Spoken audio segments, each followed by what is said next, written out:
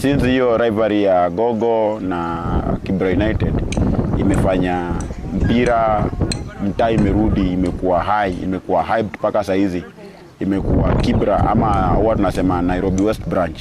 Saa hizi imekuwa hata a particular level sababu ya the two rivalry ya hizo team ya Kibra na Gogo. It's not about the Kibra United, it's not about the Gogo. Because if you see a player from Kibra United, if you see a player from Gogo make it up there, for us it is an achievement. As a team, we always look beyond our community rivals. Just like you've mentioned, we're looking at how can we be the Manchester United, the Arsenal Football Club, you know?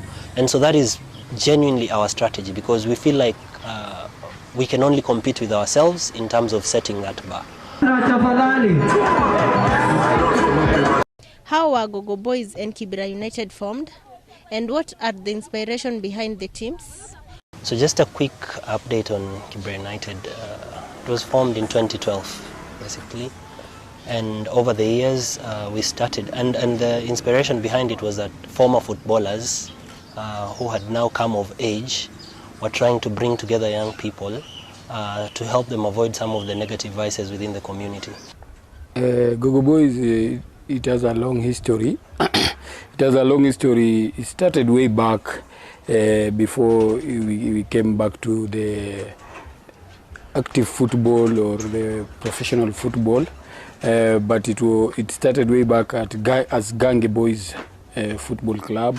Then from Gange Boy Football Club, that's how it came back to Gogo Boys. In 2014, then we came back to an active football. That's how we entered first we played the Ramadan Cup. After winning the Ramadan Cup, that's when we decided to enter to play the football in the FKA Football League. 2017 was one of our what can I say? Our most successful years in the footballing history, because we managed to go unbeaten and get promoted into the Division 2.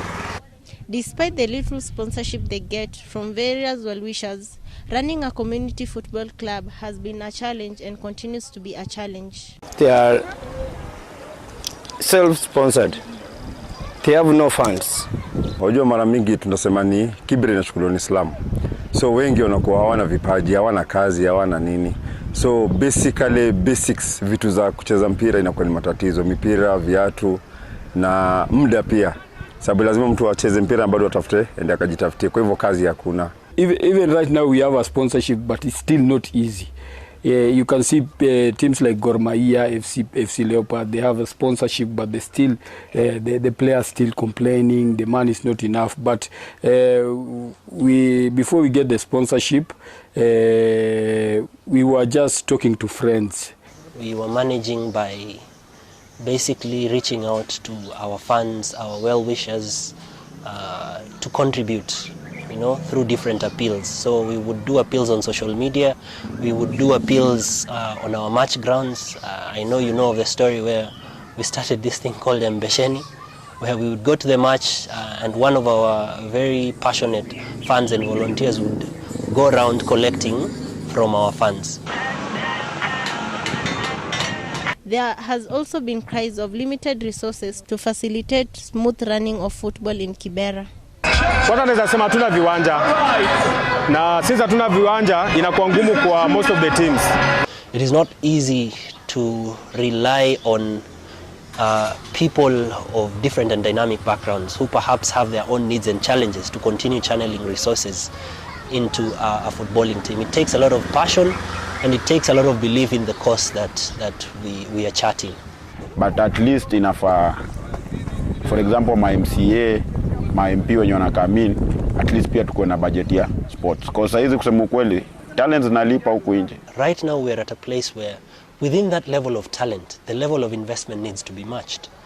It's sad that it's only now that, for example, our biggest resource in terms of playing, which is the Woodley grounds, is starting to get that attention. And we're very grateful to the NMS that they are looking at now developing Woodley grounds, because you would be surprised, it's about 40 to 50 teams that make use of those grounds.